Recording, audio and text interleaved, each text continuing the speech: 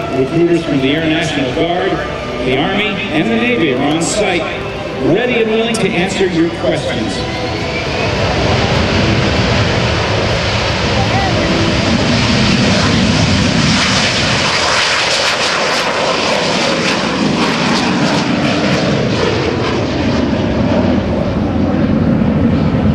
All right, ladies and gentlemen, you just saw a very, very special airplane take off.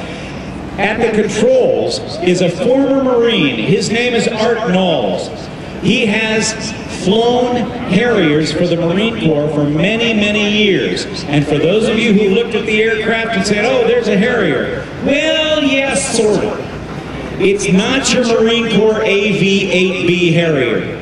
That, ladies and gentlemen, is the only civilian-owned Royal Navy Sea Harrier in the world, and it's here at Langley today. Art Nalls owns it, and Art Nalls is flying it.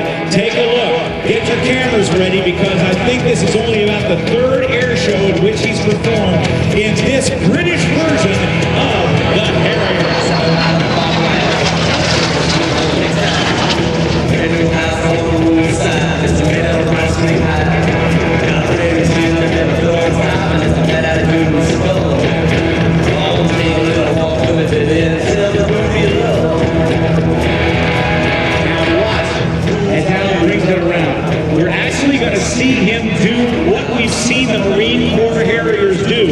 Because this aircraft has its design roots back in the late 1950s and early 1960s in Great Britain with Hawker aircraft, and an aircraft called the B1127 Petrel, experimenting with vectored thrust. But right now, here's 400 miles an hour.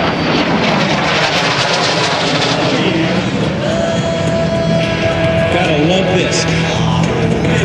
Vectored thrust is a technique that was perfected by Hawker aircraft in Great Britain, along with work with the United States Marine Corps, to change the direction of the jet exhaust from straight behind to straight down. And there are two nozzles behind the wing. Those two nozzles are jet exhaust, which can be redirected.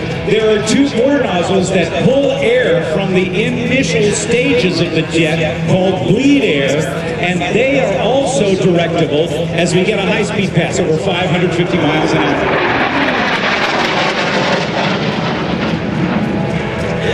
Now, the ability to redirect the thrust of the engine and that bleed air will enable this airplane to slow down and literally hover like a helicopter. Art Nalls got this airplane some time back. It is phenomenal. It's the Sea Harrier. He got it surplus from the Royal Navy. Quite frankly, the Royal Navy had no idea that he wanted to fly it. And the Royal Navy was a little bit ticked when they found out he was going to make it operational again. But he said, I got the sales receipt, it's mine. No, he didn't do that. Actually, he was able to get a number of spare parts as well. He's going to bring it around and do the dance for you. Only 76 of this particular Harrier variant were built. And the second of those aircraft, and the oldest surviving Sea Harrier. It was built in 1979 originally as a fighter, and then it was later completely rebuilt to accommodate the Blue Vixen radar and the redesignated Fighter Attack 2. The FA2 has a lengthened fuselage and better avionics, and dual multifunction displays, and the ability to fire the Advanced Medium Range Air-to-Air Missile, known as the AMRAAM. The aircraft was used with great success in Britain's war with the Falkland Islands in 1982.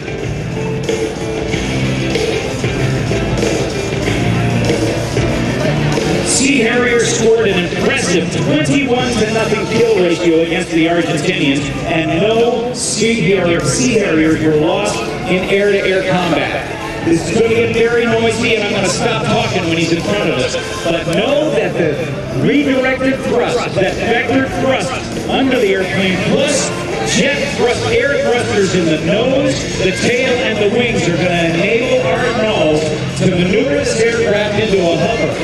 This is one of the very first times he's hovered this aircraft in an air show. So this is very, very rare and very impressive. Here we go, with a 21,000-pound of thrust, Rolls-Royce Pegasus engine, slowing down to 60 miles an hour.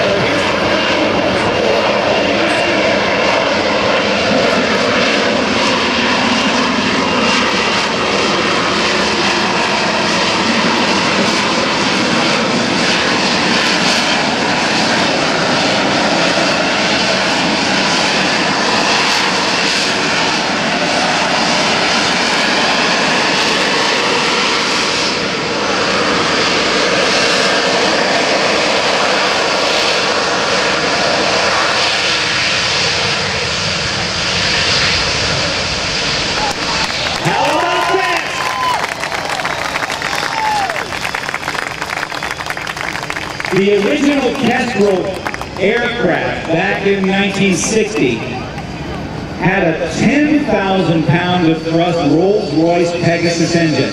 If you look carefully, you can see the nozzles. The bleed air nozzles just in front of the wings, and the jet nozzles, the exhaust nozzles, just behind the wings. It's got huge intakes because it's got to suck in a lot of air to make it work. Now this is a day that I'm not sure if he's going to be able to do a vertical takeoff because of a couple of things. It's a very hot day. Number two, there is a water system that allows them to put 50 imperial gallons of distilled water into the aircraft to inject that into the engine to cool the engine temperatures and allow the engine to develop more thrust. Unfortunately, that water system is not functional right now in the airplane. Let's see though, he's going to go. He's going to spool it up. Let's see if he's going to get a rolling takeoff or he's going to go straight vertical. He's pointed into the wind, so he could potentially do a vertical takeoff. Yes!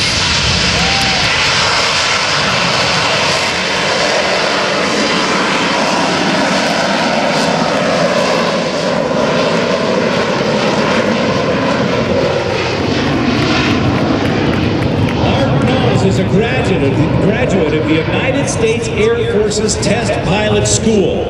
He also did extensive flight testing on the Marine Corps BaE Harrier and has more time in a Harrier without power than anybody else in the world, about 8 hours. He literally tested engine out tests. He conducted engine out tests in the Harrier to make sure that the engine could be restarted. It's a phenomenally difficult job, and here you have one of the most talented test pilots anywhere in the world, Art Nalls, who is right here doing this thing. We are so pleased to have him here. Born and raised in Northern Virginia, flying the only personally owned Royal Navy Sea Harrier in the world.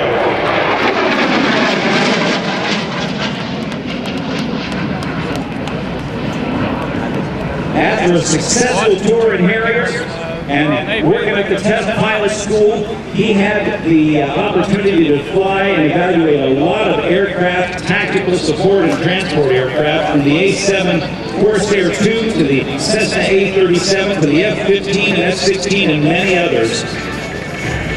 And he was back at Naval Air Station Patuxent River down in Maryland to begin the flight test on what became the BaE Harrier 2.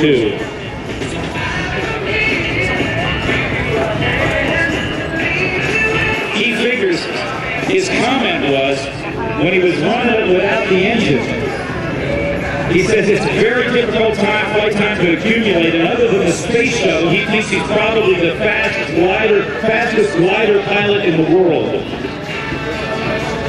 He was also the project test pilot for the two-seat trainer, the TAVB, and for the initial ski jump testing. It's a 12-degree ramp fixed to the bow of an aircraft carrier to provide dramatic increase in Harrier takeoff performance.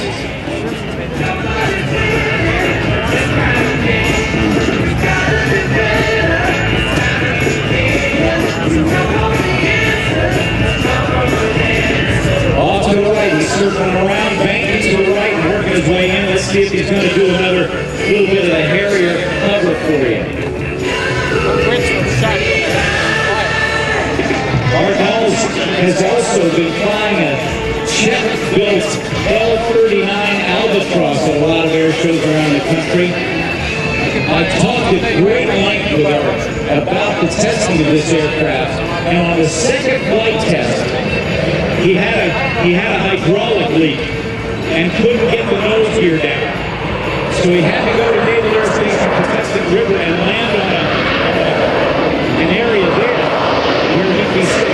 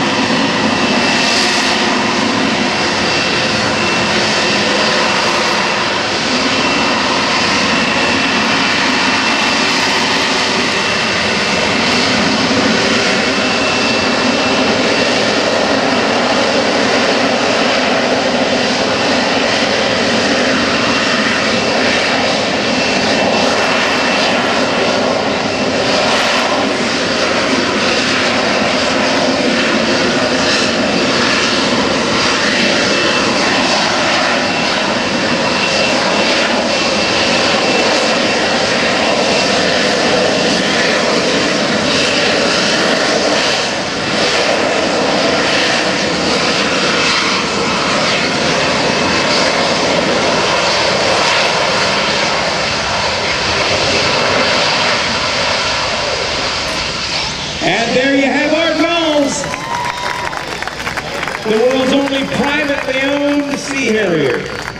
On that second flight, when Art was unable to get the nose gear down, he had to go to Naval Air Station Patuxent River. His ground crew headed over that way, and he put it on a concrete pad, a big circular concrete pad. And there is video of it that I have seen. And he touches down on that main gear on the rear, on that bicycle landing gear with the outriggers, and then the nose came down, and it looked very smooth when it touched down from the video. He said to me that he felt like he was in a steel office chair dropped 6 feet onto concrete. He was afraid the ejection seat would blow. He was afraid he'd broken his back, and he wiggled his toes and could, so he figured it was all right. He figured we better shut the engine down. So we got it shut down, and there we go. Now, I just heard, okay, a rolling vertical or vertical? Okay, another vertical takeoff.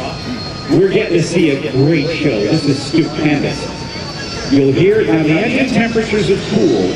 Now he spools it up, gets a little light on the wheels, he gets things ready to go, and then the throttle comes forward, and then on his left hand he also has another lever to change the direction of the model. Here we go!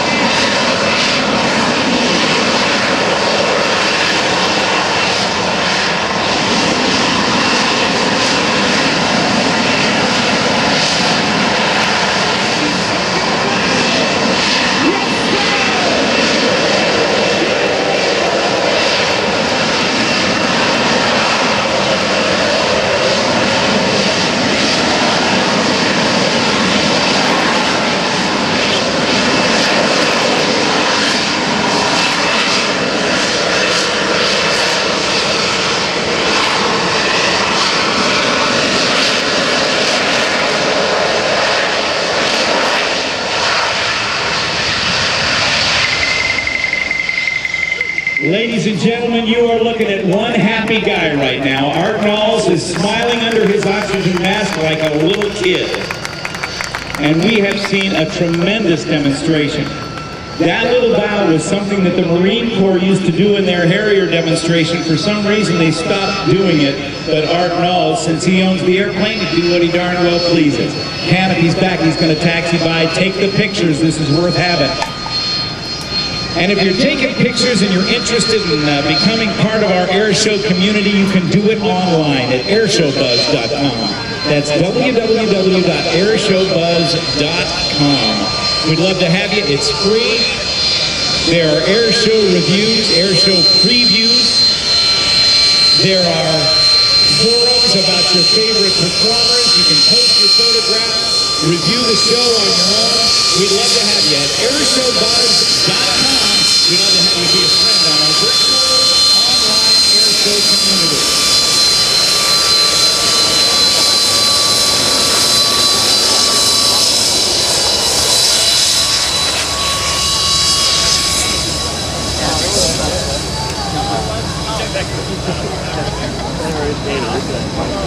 As we say thank you to Langley